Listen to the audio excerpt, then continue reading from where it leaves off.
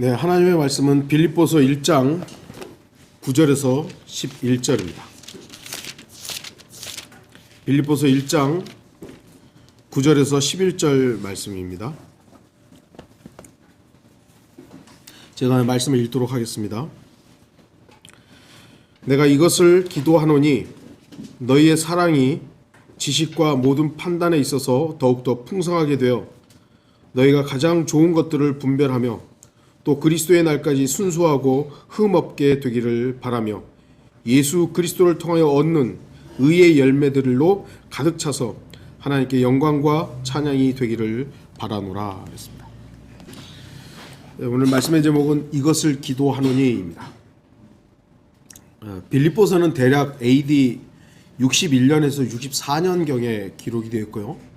사도 바울이 감옥에서 기록한 서신, 편지라고 알려져 있습니다. 이 편지의 특징은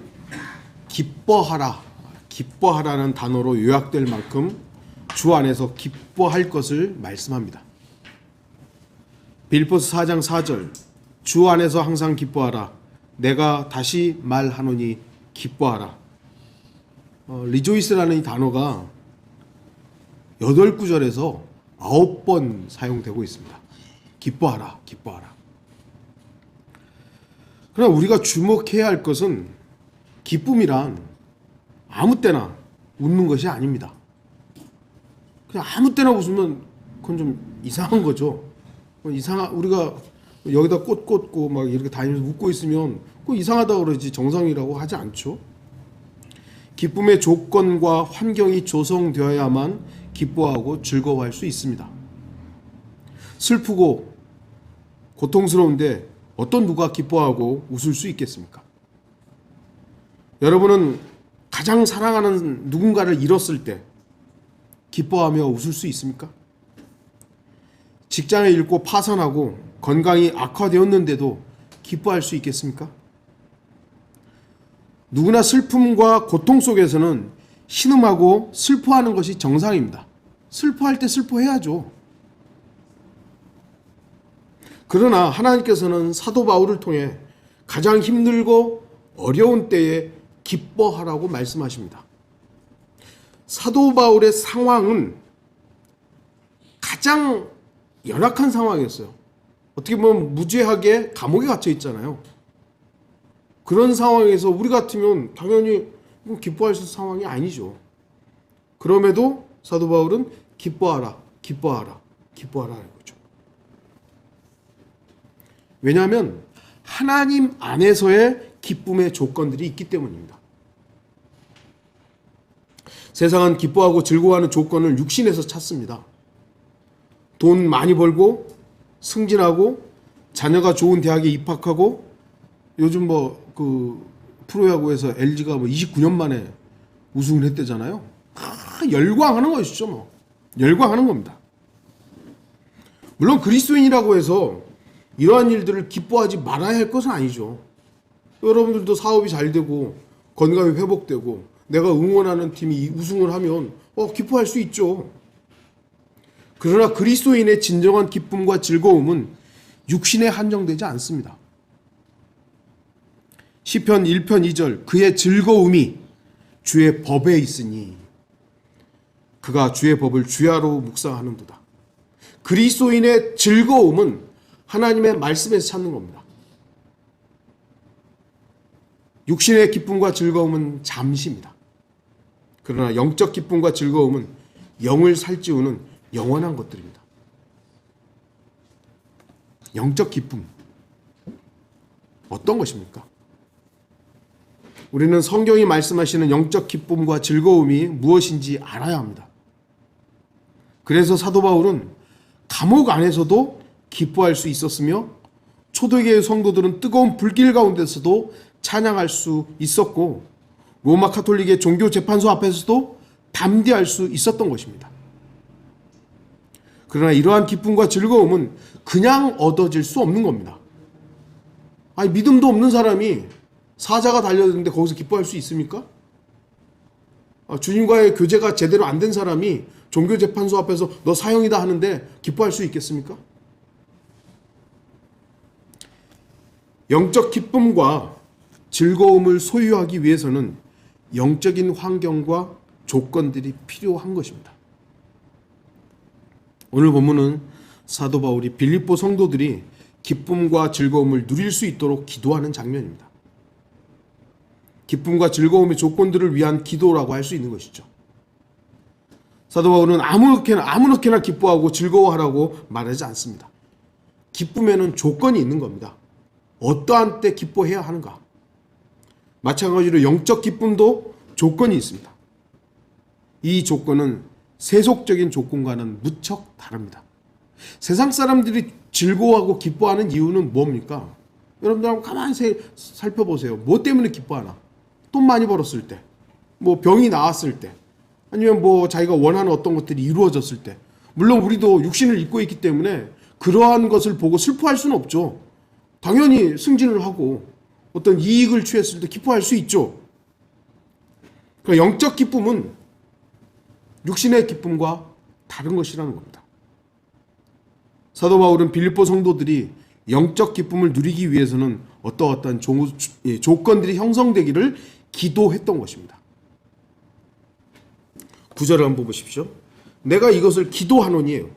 내가 이것을 위해서 기도하노니 너희의 사랑이 지식과 모든 판단에 있어서 더욱더 풍성하게 되어 그러죠. 결론적으로 뭐냐면 너희의 사랑이 풍성하게 되기를 바란다는 겁니다. 사도 바울은 너희의 사랑이 풍성해지기를 기도하는 겁니다.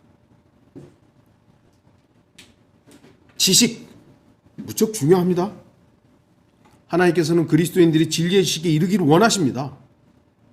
지식 불필요한 거 아니에요. 지식 필요합니다. 또한 모든 어떤 판단도 중요합니다. 영적 분별력은 영적 전쟁을 수행하는 군사에게 아주 중요한 요소입니다.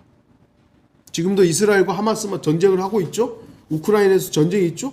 아군과 적군을 구별하지 못하면 어떻게 되는 거예요? 큰일 나는 거 아니에요.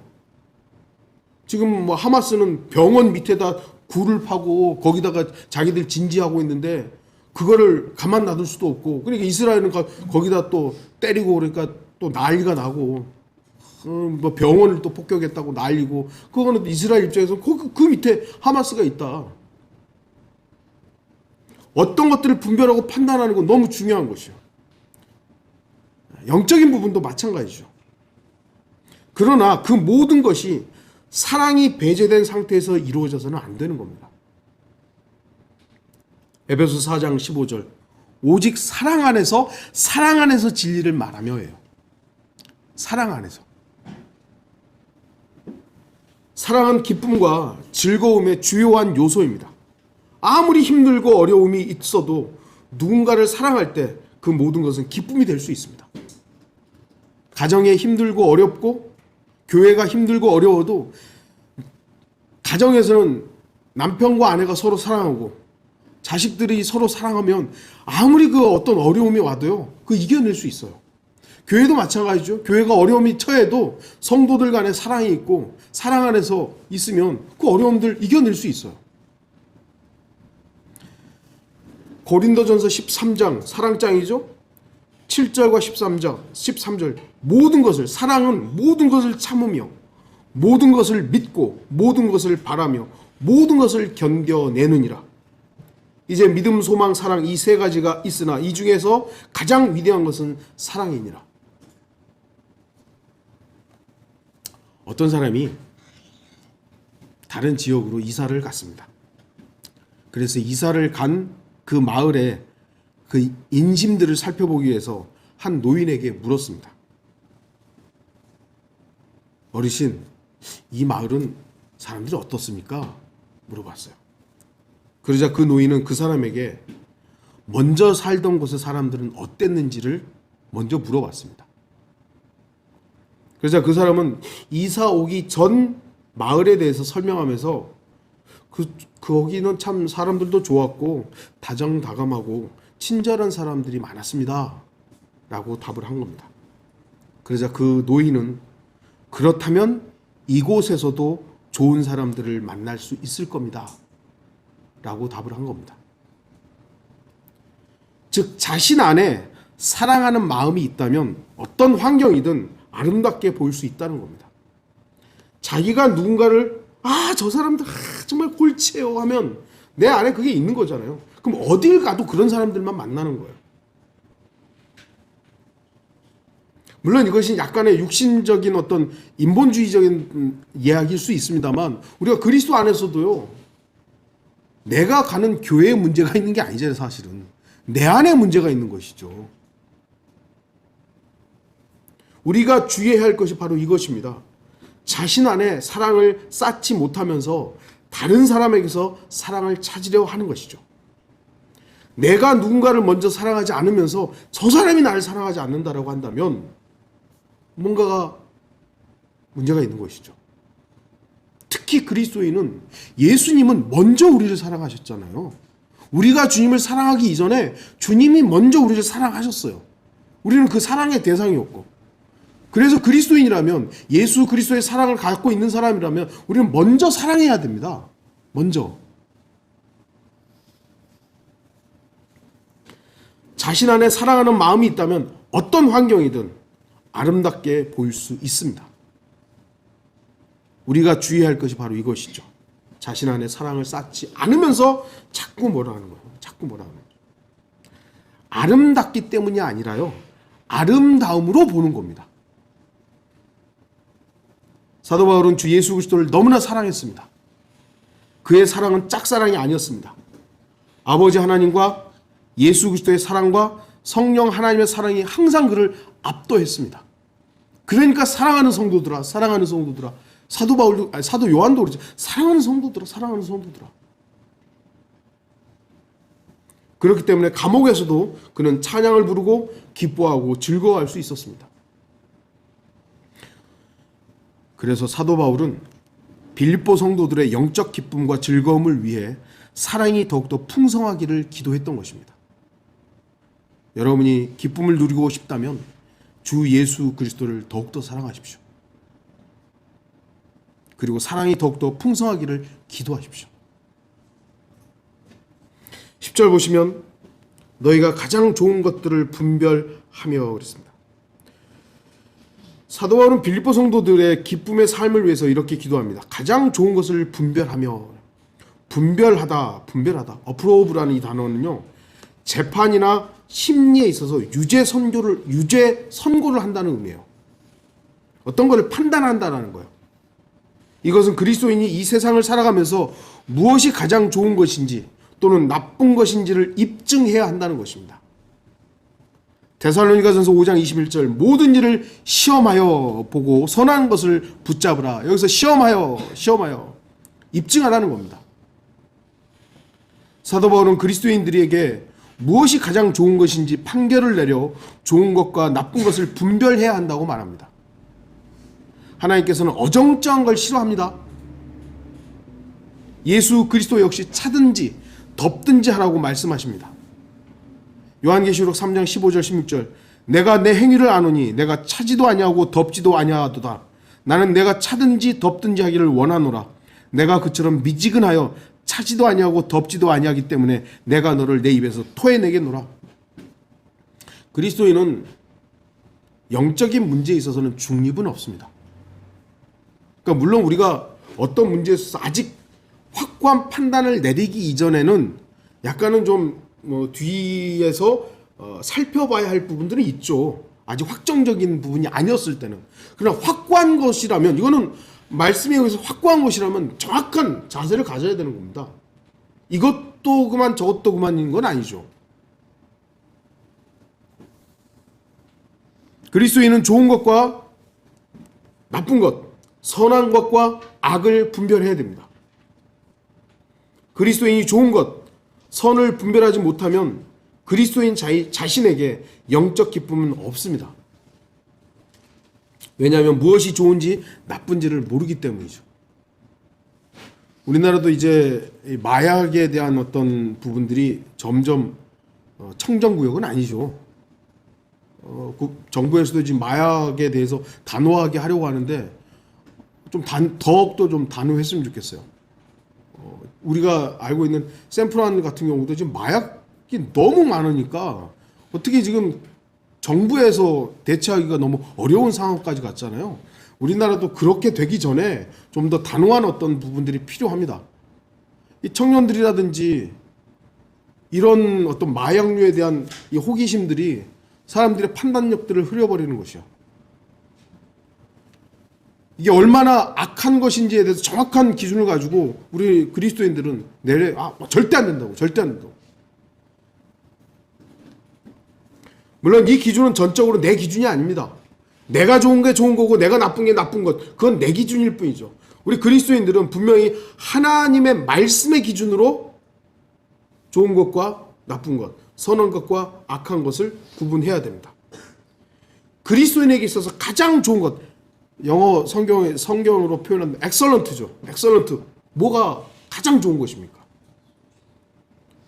시편 8편 1절에는 주님의 이름과 관련이 있습니다. 시편 36편 7절에는 주의 자애하심을 표현할 때 이 excellent가 사용됩니다. 솔로몬의 노래 5장 15절에서 신랑이신 예수 그리스도를 표현할 때 이 excellent가 들어가요. 이사야 4장 2절에는 천년왕국을 묘사할 때 excellent가 들어갑니다. 이사야 28장 29절에서 하나님의 사역의 탁월하심을 말씀할 때 이 단어가 사용됩니다. 히브리서 1장 4절, 8장 6절, 베드로후서 1장 17절에서는 하나님의 아들이신 예수 그리스도를 표현할 때 이 excellent라는 단어를 사용하는 겁니다. 아주 위대하신 것이죠. 아주 탁월하신 것입니다. 아주 훌륭한 것이죠. 그리고 고린도전서 12장 31절에 최상의 은사와 관련이 있습니다. 오히려 너희는 최상의 은사들을 열망하라. 이제 내가 너희에게 더 좋은 길, excellent way를 보여주리라 그래요. 아주 좋은 길을 보여주겠다. 최상의 은사가 뭡니까? 고린도전서 13장에서 사랑이에요, 사랑. 우리가 한때는 이제 세상적인 사랑 너무 이제 하고 이제 진리, 지식 필요합니다. 필요해요. 그런데 그 모든 것도요, 사랑보다 밑에 있어야죠. 질서로 본다면. 우리의 문제는요, 어떤 의미에서는 지식이 없어서라기보다도 사랑이 없어서 문제가 더 많이 발생합니다. 여러분이 생각하는 이 세상에서 가장 좋은 것들이 뭐가 있습니까? 명품 있잖아요, 명품. 명품을 줘도 저는 잘 모르니까 제가 아는 명품의 수준과 진짜 그 명품을 아는 사람들의 수준이 많이 다르더라고요. 네. 세상 사람들은 가장 좋은 거 그러면 명품을 말하겠죠? 여러분들도 뭐 명품 가졌다면 기분 좋지 않겠어요? 좋죠. 그러나 그리스도인이라면 그리스도인으로서 가장 좋은 것이 무엇인지를 분별해야 됩니다. 영원한 것이 가장 좋은 것이죠. 가장 좋은 것을 소유해야 기쁜 것입니다. 예수 그리스도. 여러분은 기쁨을 누리기 위해서는 가장 좋은 것을 분별해야 됩니다. 이것이 영원한 것인지, 이것은 잠깐 있다가 없어질 것인지 구별해서 버릴 거 버려야죠. 그렇게 할 수 있도록 사도 바울은 빌립보 성도들을 위해 기도한 것입니다. 분별하라고. 다시 10절, 또 그리스도의 날까지 순수하고 흠없게 되기를 바라며. 그리스도의 날이란 어떤 날입니까? 그리스도의 휴거의 날이죠. 고린도전서 1장 8절에 주 예수 그리스도의 날이라고 되어 있고요. 고린도 후서 1장 14절에 주 예수의 날이라고 되어 있고, 빌립보서 1장 6절에 예수 그리스도의 날, 에베소서 4장 30절에 구속의 날이라고 불리는 바로 그 그리스도의 날. 빌립보서 2장 16절, 생명의 말씀을 제시하여 내가 헛되이 달리지도 아니하였고 헛되이 수고하지도 아니하였다는 것을 그리스도의 날에 내가 자랑하려 함이라. 그리스도인이 공중으로 눈 깜짝하는 사이에 들려 올라가면 하늘에서는 그리스도의 날이 시작됩니다. 반면 이 땅에서는 적그리스도의 날이 시작됩니다. 그게 성경적으로 대환란이죠. 그리스도의 날, 바로 그날 그리스도인은 주 예수 그리스도를 만날 것입니다. 바로 저는 그리고 우리는 그날을 기다립니다. 그리스도인이 주님을 만나면 얼마나 기쁠까요? 여러분 한번 그것을 잠깐이라도 한번 묵상해 보신 적 있으세요? 저는 이게 그런 날을 제가 맨날 그러지는 않습니다만 잠시 생각할 때면 울컥해요. 이 세상 수고 다 끝나고 이제 주님을 딱 만나는 그날, 바로 그날이 우리의 온전한 구원이 다 이루어지는 날이잖아요.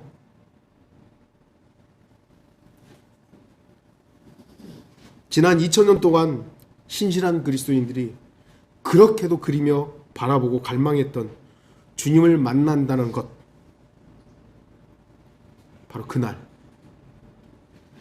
근데 문제는 어떤 그리스도인은 얼굴이 하얗게 질리고 입가에서 웃음기가 사라지고 등에서는 땀이 흐를 수도 있다는 겁니다. 왜냐하면 순수하지 못하고 흠이 있기 때문입니다. 순수하지 못하다는 것은 신실하지 못함과 연관이 있고요. 흠이라는 결국 육신에 남아있던 죄와 연루된 부분들이죠. 사도 바울은 그리스도인의 기쁨을 위해 그리스도의 날까지 순수하고 흠 없게 되기를 기도합니다. 왜 그렇습니까? 그리스도인의 기쁨을 위해서입니다. 우리가 기쁨으로 주님을 만나기 위해서는 순결해야 됩니다. 흠이 없어야 됩니다. 물론 우리 완전 무결할 수는 없어요. 인간으로서 우리가 육신을 입고 있는 날 어떻게 완전 무결합니까? 우리가 죄를 한 번도 생각해 본 적이 없습니까? 우리 일주일 동안 내내 죄와 무관하게 삽니까? 그럴 수 있는 사람이 누가 있어요? 자녀에게 이제 우리 애들 다 컸습니다만 애들 이제 어렸을 때 집 잘 봐 그리고 외출했다가 돌아오면 딱 돌아와서 애들 표정 보면은 알잖아요. 이 녀석이 제대로 집을 잘 지켰는지 아니면 헛짓거리 했는지 딱 알죠. 표정에서 벌써 안절부절 못하면 얘가 뭔가 딴짓한 거예요. 신실하지 못한 그리스도인은 항상 영적 부담 때문에 영적 기쁨을 누리지 못합니다. 하나님께 신실해야 되는데 완전 무결한 거 말고요. 정말 내 마음을 다해서 주님을 집중적으로 생각하면서 교제하면서 살아야 되는데 그러지 못했어요. 그냥 내 마음대로 살았어요. 내 마음대로. 그럼 영적 기쁨이 없는 거죠. 그 자체로서. 마귀는 교묘하게 그 틈을 비집고 들어갑니다. 복음 증거에 무관심한 것을 마귀도 알고 있습니다. 우리가요, 매번 복음 증거를 할 수는 없지만 잃어버린 혼에 대해서 저 사람한테 어떻게 복음을 전할까? 내가 어떤 기회를 가지고 복음을 전해야 되는데 이 생각이 아예 없이 사는 것, 복음 증거에 대해서 무관심하게 사는 것, 마귀도 다 알아요. 우리가 매번 할 수는 없어요. 매번 어떻게 합니까? 그러나 복음 증거에 대한 마음 자체가 없는 것과 하려고 하는데 잘 못하는 것과는 아예 다른 것입니다. 고의적인 죄와 연관된 그리스도인 역시 영적 기쁨을 누리지 못하는 것은 마찬가지입니다. 우리가 육신을 입고 있기 때문에 실수할 수 있고 어떻게 보면 죄를 지을 수도 있죠. 그러나 죄에 대해 죄를 탐닉하고 죄를 즐기고 하는 것과는 분명히 구분되는 겁니다. 구분되어야 되는 것이죠. 그리스도인이 죄를 짓고도 영적 기쁨을 누릴 수 있다? 그건 뭐가 이상한 거죠.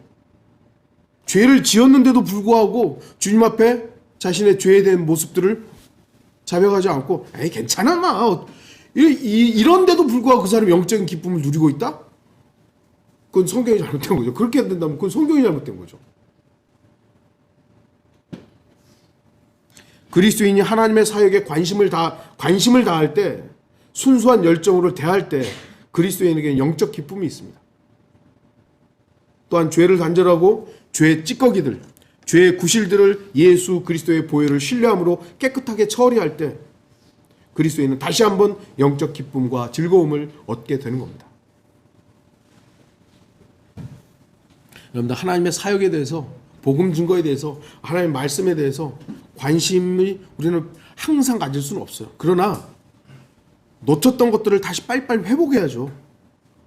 내가 죄와 연루됐어요. 괜찮아. 아니, 나는 죄 지을 수밖에 없는 사람인데 어떻게 사람 그게 아니라 내가 내가 또 죄를 졌네. 주님, 저 자백합니다. 바로 잡아주십시오. 그러면 하나님께 주시는 영적 기쁨들이 다 회복되는 것이에요. 여러분이 영적 기쁨과 즐거움을 갖기 원한다면 그리스도의 날을 대비하여 순수하고 흠없도록 기도하십시오. 데살로니가전서 5장 23절 화평의 하나님 바로 그분께서 너희를 온전히 거룩하게 하시고 너희의 온 영과 혼과 몸이 우리 주 예수 그리스도께서 오실 때까지 책망할 것이 없게 보존되기를 하나님께 기도하라. 우리 능력으로는 이게 안 돼요. 그래서 우리는 그 순간순간 하나님께 기도해야 되는 겁니다. 우리의 몸과 혼과 영이 주님 앞에서 흠없이 책망받을 것이 없도록 되기 위해서는 우리가 기도하지 않으면 안 되는 겁니다. 11절 보겠습니다. 예수 그리스도를 통하여 얻는 의의 열매들로 가득 차서 그리스도인이 기쁨을 갖고 즐거움을 소유하려면 의의 열매들로 가득 차야 합니다. 주님께서는 열매 없는 무화과 나무를 저주하셨습니다. 왜냐하면 열매를 맺지 못했기 때문이죠. 그러나 반대로 열매를 맺는 가지들에 대해서는 칭찬을 아끼지 않았습니다. 요한복음 15장 8절 너희가 많은 열매를 맺는 이 일로 나의 아버지께서 영화롭게 되실 것이요 너희는 내 제자들이 되리라. 물론 주님께서는 아무런 열매라도 가득 채워지기를 바라지는 않습니다. 하나님께서는 에서의 제단에 가득 쌓인 재물을 원치 않았습니다. 하나님께서는 자신이 원하는 열매를 원하십니다. 그 열매는 바로 의의 열매입니다. 분명히 의의 열매이며 성령의 열매입니다. 의라는 건 뭐죠? 의로움. 의로움이라는 것은 죄 없음을 말하는 거죠.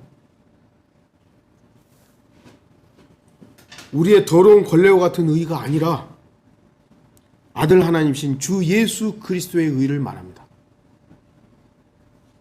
본문에서도 사도 바울은 분명히 예수 그리스도를 통하여 얻느니라 그랬어요. 사람의 의롭게 보이는 사람도 얼마나 많아요. 그래서 죽어가는 사람을 도와주고 위험에 처한 사람을 도와주면 사람들이 의인이라고 그러잖아요. 그건 사람의 기준이고요. 물론 그 사람들을 우리가 저주할 건 아니죠. 잘했다고 칭찬하지만 성경에서 말하는 그런 의인은 아닙니다. 성경은 의인은 딱 한 분이에요. 예수 그리스도. 그분을 우리가 믿어서 그 의가 우리에게 전가된, 그래서 우리들 의인이라고 하나님이 칭해 주시는 거죠.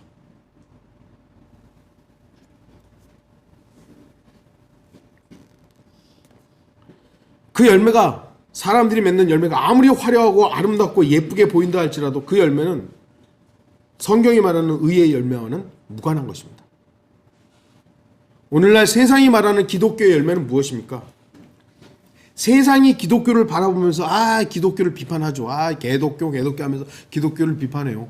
기독교 왜 저러냐고. 근데 세상이 말하는 기독교라는 건 뭐예요 도대체? 성경적이지 않습니다. 세상이 요구하는 수준이라는 건 뭐냐면, 세상이 기독교한테 요구하는 것은 자선단체 같은 거예요. 자선단체 같은 거. 막 많이 도와줘라, 뭐 해라, 막 많이 선행을 베풀러라. 이게 이제 세상이 말하는 기독교의 모습이죠. 교회는 세상이 요구하는 열매를 맺어서는 안 됩니다. 물론 그렇다고 해서 우리는 세상과 무관하게 살 거야. 그것도 문제죠.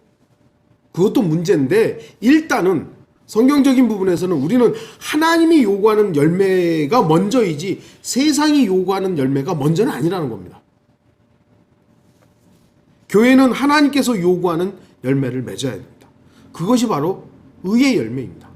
오늘 말씀의 기준으로 본다면 말이죠. 여기서 말하는 의는 그리스도를 통한 구원의 결과인 의로운 삶을 의미합니다. 율법 아래서 의인은 의롭게 행함으로써 의롭게 되었지만, 은혜 아래서는 의롭게 되었기 때문에 의롭게 행하는 겁니다. 구약시대에는 의롭게 되기 위해서 의를 행했다면 신약시대인 지금은 의롭게 되었기 때문에 의롭게 사는 겁니다. 이건 어마어마한 차이가 있는 것이죠. 저와 여러분은 의인이 되기 위해 열매를 맺는 사람이 아닙니다. 의인이기 때문에 열매를 맺어야 하는 겁니다. 기억하십시오. 우리가 포도나무이신 예수 그리스도 안에 있으면 열매를 맺게 됩니다. 마찬가지로 우리가 성령님께 나를 내어 드릴 때 성령님께서는 나를 통해 열매를 맺으십니다. 결국 모든 열매는 내가 맺는 것이 아니라 우리 주 예수 그리스도를 통해 또한 성령님께서 맺으시는 것임을 잊어서는 안 됩니다. 성령의 열매 맺으라 그러니까 자기가 열심히 해가지고 뭔가 맺으려고 막 얼마나 많이 합니까? 그래놓고 뒤에 가서 자기 자랑하잖아요. 내가 이만큼 했고, 내가 구령을 얼마나 했고, 내가 뭐 거리에서 설교를 얼마나 했고, 내가 그래놓고 이제 마지막에 가서 마지못해 이거 다 하나님이 해주셨다고. 그렇기 때문에 주 안에서는 내가 행한 것에 대해서는 자랑할 것이 아무것도 없습니다. 주님이 다 하신 것이죠. 내가 주 하나님을 위해 행한 일을 자랑하지 말고 주님께서 나를 통해 행하신 일을 자랑하십시오. 오직 주님만 자랑하십시오. 고린도전서 1장 31절 기록된 바와 같이 자랑하는 자는 주를 자랑할지니라. 예전에는 이게 주 안에서 자랑하라고 돼 있었는데 주를 자랑하지, 번역을 정확하게 다시 바로잡은 게 너무 잘한 거예요. 우리가 물론 주 안에 있어서 주님 안에 있는 것을 자랑하기도 합니다만 우리가 자랑할 게 뭐가 있어요? 주님을 자랑하는 것이죠. 이제 결론을 맺겠습니다. 사도 바울은 그리스도인의 기쁨, 즐거움, 고통을 이기는 승리의 기쁨을 위해 기도합니다. 빌립보서 1장 4절에 너희 모두를 위하여 내가 기도할 때마다 항상 기쁨으로 구하는 것은 이라고 합니다. 사도 바울은 기도와 기쁨을 연결합니다. 사도 바울은 자신 안에 이러한 것들이 있었기 때문에 기뻐할 수 있었으며 다른 그리스도인들도 이러한 것들로 인해 기쁨을 누릴 수 있다는 것을 알고 있었습니다. 우리가 중보기도 한다고 그러잖아요. 중보기도. 어떤 걸 위해 기도합니까? 저도 물론 우리 성도들의 건강을 위해서 기도하고요. 가정의 평안을 위해서 기도하고요. 사업의 번성을 위해서도 기도하고요. 여러 가지 중보기도를 합니다. 그런 기도 필요 없다는 게 아닙니다. 필요하죠. 그럼 무엇보다도 중요한 것은 사도 바울이 다른 그리스도인들의 기쁨을 위해 기도했듯이 우리도 서로의 기쁨을 위해 기도해야 된다는 겁니다. 여러분은 사랑이 더욱더 풍성하게 되기를 기도하십시오.